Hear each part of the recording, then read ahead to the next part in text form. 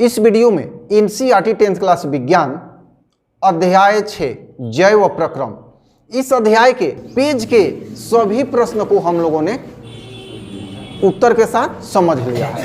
अब हम लोग इस वीडियो में अभ्यास के सभी प्रश्नों को एक एक करके समझ के साथ उत्तर समझेंगे। तो चलिए आइए प्रारंभ करते हैं। पहला ऑब्जेक्टिव प्रश्न दिया हुआ है कि मनुष्य में वृक्क एक तंत्र का भाग है जो संबंधित है। 4 विकल्प दिए गए हैं। प्रश्न पूछ रहा है कि किस तंत्र से संबंधित है।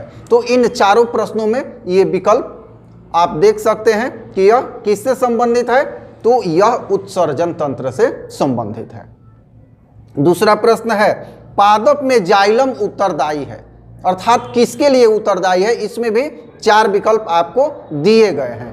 तो इसमें सही विकल्प होगा पादप में जाइलम जल के वहन के लिए, जल के वहन के लिए उत्तरदायी है, क्योंकि जाइलम ही मृदा से जड़ों के माध्यम से जल का अवशोषण कर पौधे के विभिन्न भागों तक भेजा करता है। अब तीसरा प्रश्न है स्वपोषी पोषण के लिए आवश्यक क्या है।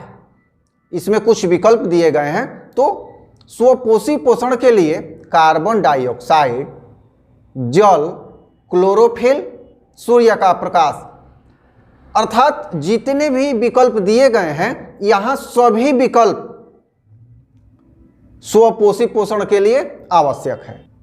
अगला प्रश्न है पाइरुवेट के विखंडन से यह कार्बन डाइऑक्साइड, जल तथा ऊर्जा देता है और यह क्रिया होती है, अर्थात यह क्रिया कहां पर होती है। तो पाइरुवेट के विखंडन से माइटोकॉन्ड्रिया में, कहां पर, माइटोकॉन्ड्रिया में कार्बन डाइऑक्साइड, जल तथा ऊर्जा का निर्माण होता है।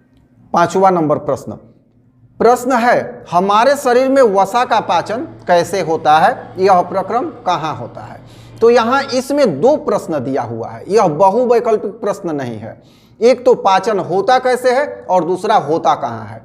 तो देखिए जब वसा युक्त भोजन हम करते हैं तो यह आमाशय से अम्ल प्राप्त कर आगे बढ़ता है, फिर इस पर एंजाइम जो है क्रिया करके इसे क्षारकीय बनाता है, फिर यकृत से पीत रस स्रावित होता है और यह इसे छोटे छोटे गुलिकाओं में तोड़ता है, जिससे कि क्षुद्रांत्र में जब ये पहुंचे तो यहाँ पर एंजाइम द्वारा अधिक प्रभावकारी ढंग से इसका पाचन कर दिया जाए और अंततः यह वसीय अम्ल और ग्लिसरॉल में बदल जाता है और यह क्रिया जो होती है वह क्षुद्रांत्र में होती है। तो चलिए आइए कैसे लिखेंगे ये समझते हैं।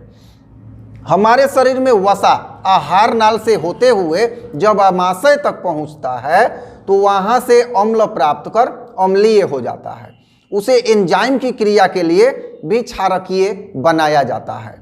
पुनः यकृत से पित्त रस स्रावित होता है, तब तक वसा बड़े बड़े गोले के रूप में क्षुद्रांत्र में पहुंच जाता है। क्षुद्रांत्र में भी इसे कुछ रसों की प्राप्ति होती है जहां इसका इमल्सीकरण होता है। इसके बाद यह वसीय अम्ल तथा ग्लिसरॉल में बदल जाता है और इसका पाचन हो जाता है। इस प्रकार हम कह सकते हैं कि वसा का पाचन क्षुद्रांत्र में होता है। ये इसका उत्तर हुआ। 6ठा नंबर प्रश्न है भोजन के पाचन में लार की क्या भूमिका है। अब 6ठा नंबर प्रश्न है कि भोजन के पाचन में लार की क्या भूमिका है। तो देखिए समझते हैं पहले, जब भोजन को हम दांतों से छोटे छोटे टुकड़ों में तोड़ते हैं तब लाला ग्रंथि से जो लार रस होता है वो भोजन में मिल जाता है और यह मिलकर भोजन को काफ़ी मुलायम कर देता है।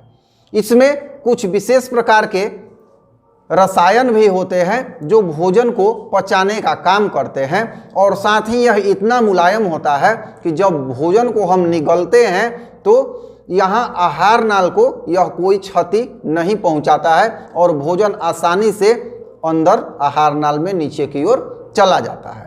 लिखेंगे जब भोजन को दांत से छोटे छोटे टुकड़ों में तोड़ा जाता है तब लाला ग्रंथि से लार रस स्रावित होता है। यह तोड़े गए भोजन को चिकना तथा मुलायम करता है, जिससे आहार नाल में संकुचन के दौरान घर्षण नहीं होता है। यह लार रस भोजन को पचाने के भी काम में आता है। 7वां नंबर प्रश्न है, स्वपोषी पोषण के लिए आवश्यक परिस्थितियां कौन सी हैं और उसके उपोत्पाद क्या हैं। स्वपोषी पोषण मुख्य रूप से पादप। तो आइए समझते हैं कि इसकी आवश्यक परिस्थितियां कौन कौन सी हैं, अर्थात ऐसा क्या होता है, कौन कौन सी बातें हैं जो मौजूद हो तो ये भोजन बनाएंगे। तो स्वपोषी पोषण के लिए मुख्य रूप से प्रकाश संश्लेषण की क्रिया होनी चाहिए। इसके लिए क्या क्या चाहिए, तो कार्बन डाइऑक्साइड चाहिए, जल चाहिए, इसके बाद क्या चाहिए, पर्णहरित जिसे क्लोरोफिल कहते हैं वो चाहिए, और मुख्य रूप से सूर्य का प्रकाश चाहिए। तो ये सभी ऐसी परिस्थितियां हैं जब स्वपोषी पोषण अपना भोजन तैयार करते हैं। चलिए कैसे लिखेंगे। स्वपोषी पोषण के लिए आवश्यक परिस्थितियां निम्नलिखित हैं।